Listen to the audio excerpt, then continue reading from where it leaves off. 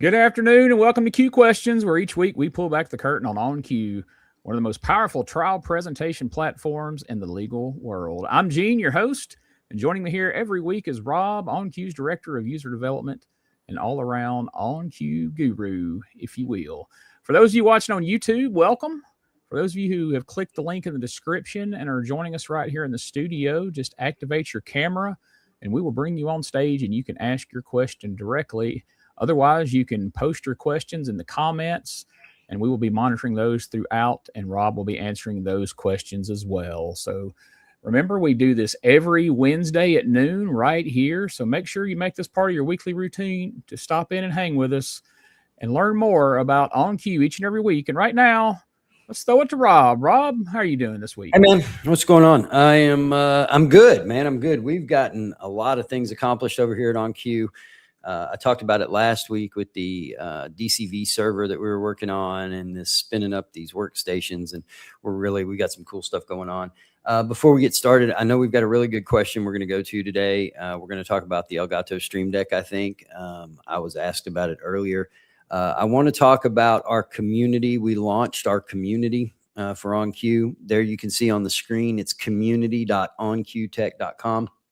And if you look at it, it's pretty cool to look at. You can see how it comes out and how you can do it. Gene, if you can put me up on stage there to show my screen, my share screen, we'll get that done. It's an interesting deal here. You log in and it's like the old Yahoo message boards that we used to have. You've got your topics here. You can go in and, for instance, there's a Q question area, but all you do is you just create a new topic and then paste it where you want. You can put it in Q questions. You can put it in OnQ software questions. Help wanted, that's a section if you're looking for a trial tech to cover a trial. You need somebody that has certain experience or lives somewhere, looking for a board vendor, things like that. You would do that in help wanted. And then we've got a hot seaters area where anybody that's a hot seater can come in and they can go ahead and come in and talk about whatever it is that they want to do. So that works out pretty good. And so there you have it. So we can take that off. And then for some reason, I can add me back here and then you can put us where we need to be. What's going on there? But there we go. We got a new background and we're getting used to it, folks. Production at its finest. We're going with it. All right, let's go with this. Let's go with this question because this is a good one. All right. So there you see. What are your thoughts on a native OnQ Stream Deck integration? All right, I'm going to give two things. I'm going to give an overly broad thought, and then at the end, I'll give my personal thought. My personal thought is just an opinion, and it doesn't reflect the views of OnQ at all. It just because, users have different feelings about this kind of stuff. That question came in, by the way, through the community. Somebody asked that in the community, and that's where this came from. So what I did is I wanted to take myself out of the equation. Ladies and gentlemen, what we're talking about is what is called the Stream Deck. I own one. This is the Stream Deck Plus. This is what gives me the ability to do that right there, where I can just simply flip around to this monitor. I can flip around to that monitor. I can do all that. That's done through the Stream Deck. This is nothing more than a thing that allows you to map buttons and knobs and things like that. It does not have a very large footprint. It is relatively small, USB-C. That's what we're talking about right here. We're talking about the Stream Deck. I reached out to my friend, Richard Katz, and we don't need to put this on the screen, but I asked Richard, I said, I knew he had used a Stream Deck for a while, and I knew that Bill Malbian, I don't ever say their name properly, I'm sorry, created one that he was selling at one point, that it was already programmed with all of the OnQ buttons and whatever. Nice. And here was Richard's thought. He said, yes, I programmed both the larger Stream Deck XL and the smaller one with some key macros, publish, top page zoom, highlight, etc. I discovered after using it on a number of trials while it can be handy, I am actually quicker with keyboard shortcuts, hotkeys, and not having to take my fingers off of my keyboard to punch the button on the Stream Deck. As a result, I don't really use it for my trial work anymore, but I have seen a bunch of people who do. And that came from Richard Katz, long time. I've known him 30 years. His thoughts are mine exactly. And that is, it looks cool. It is cool. You can do a lot of tricks in here like you used to be able to do with the old Kramer matrix switches. But at the end of the day, does it save you time or make you money? And that's always been my thing ever since I started in this business. Does it save time or does it make money? If it does one of those two things, then I'm all for it. I do not have a Stream Deck program to do anything because Richard hit it on the head when he said, I feel like I have to leave my keyboard, right? I have to leave my keyboard and I got to go somewhere else. And that, it's a split second, bro. I mean, is it really? So here's my take. Here's my personal take. If you like it, if it works and you accomplish the goal, use it.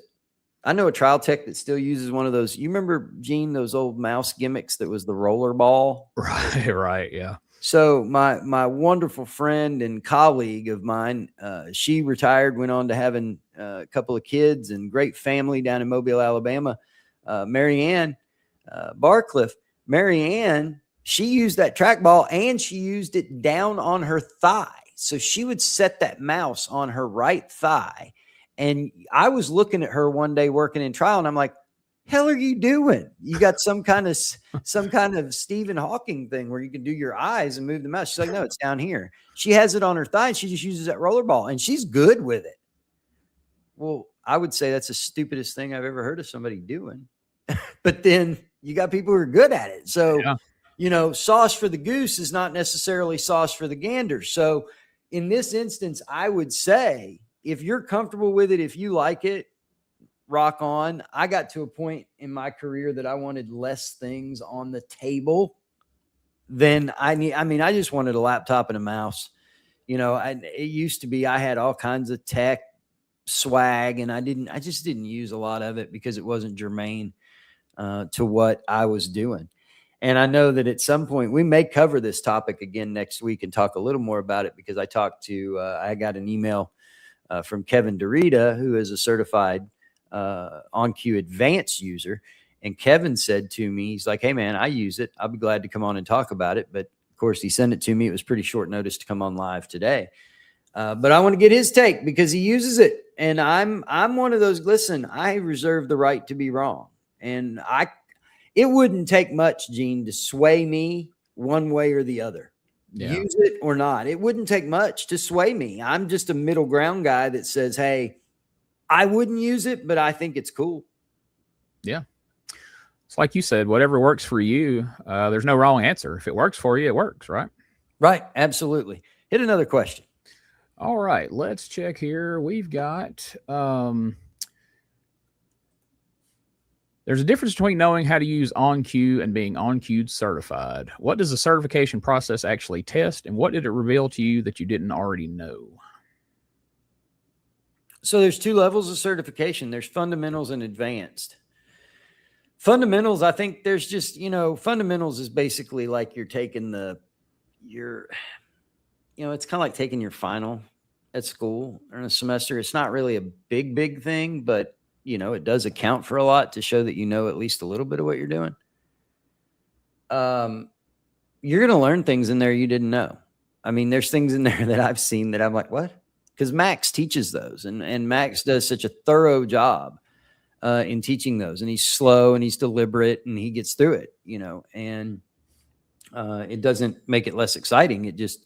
He's very, very in tune to what's going on. Now, the advanced, I want to answer that question from an advanced side. Put that question back up there again. That way I can read it. All right. What does the certification process actually test? I'm going to tell you on the advanced side, it's going to test you to know your knowledge and recall ability rather quick.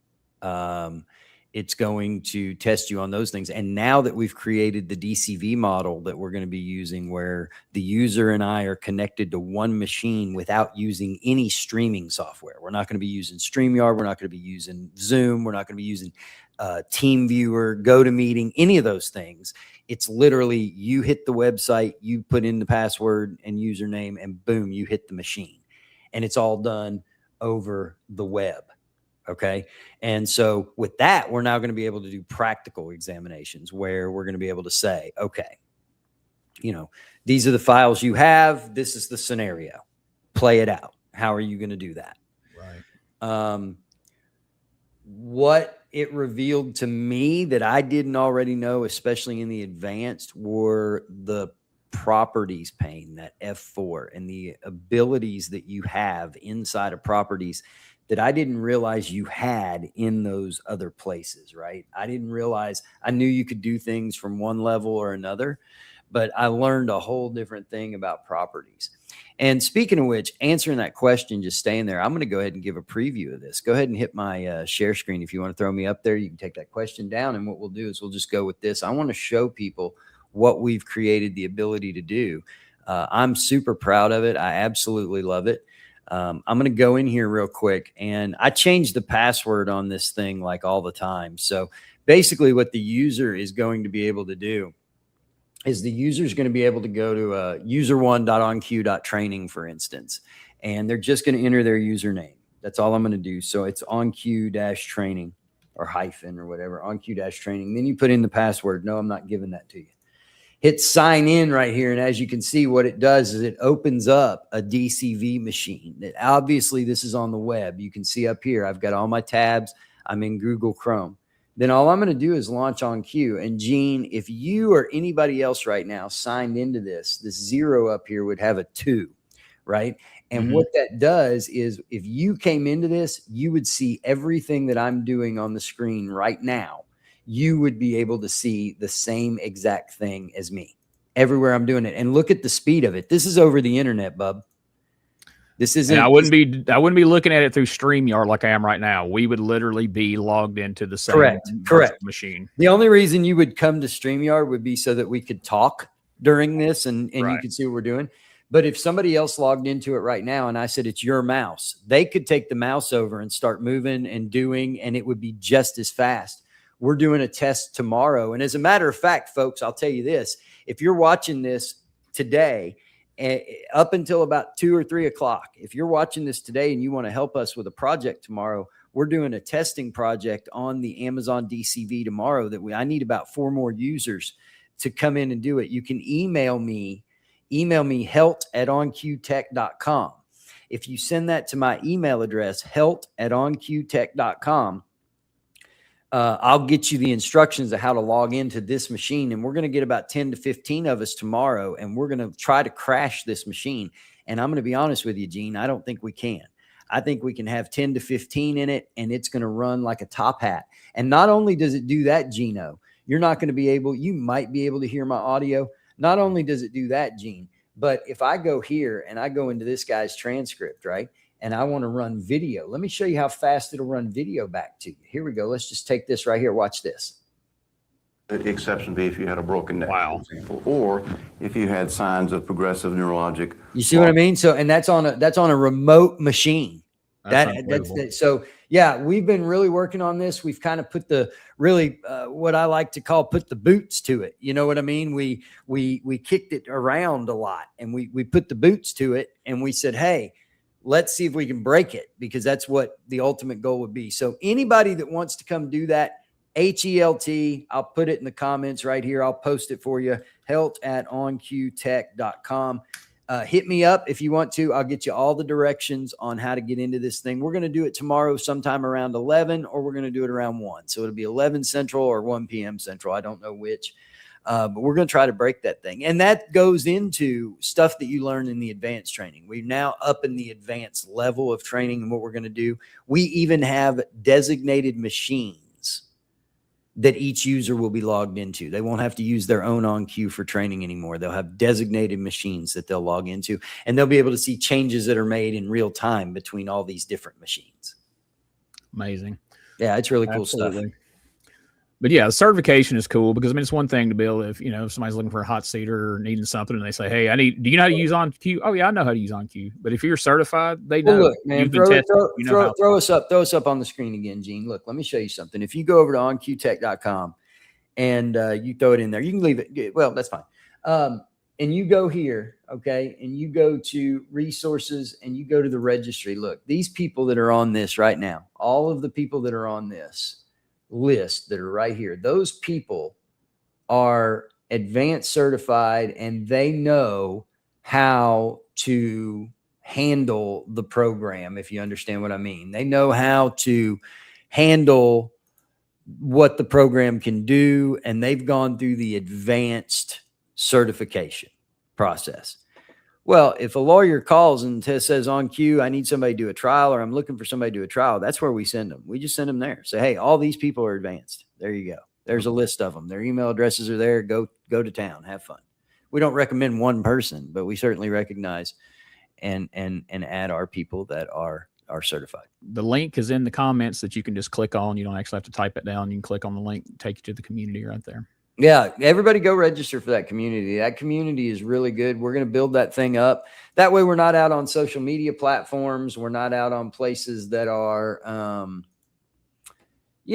trolly, so to speak. I don't want a place where people are grabbing your email addresses and they're sending you a bunch of dang spam. And I don't want to get where people are coming in and hijacking advertising for hot tubs for sale. That's the kind of stuff that we're blocking, because we're actually, every user that logs in, we look at the user, make sure they're legitimate. And if they're not, we boot them out, because we want it to stay on topic. And we want a place that OnQ users can get together and talk about OnQ stuff, And if they want to talk about trial director stuff and sanction stuff and all that, that's fine too. That's what the hot seaters area is developed for. Go in there and talk about it. We don't care. This community is for you guys. Absolutely. It's very cool, man. There's so much great stuff going on. The community's out there now. You got these virtual machines that's going to change the game on testing and certification. It's it's exciting times. I mean, we got a lot going on, dude. And don't think we're stopping here. I mean, there's a lot of stuff that's left. There's so many things that are going on right now, and a lot of it is training related, and a lot of it is software development related. And the development team at OnQ, man, they're working hard right now. There's a lot of stuff going down and a lot of stuff going on.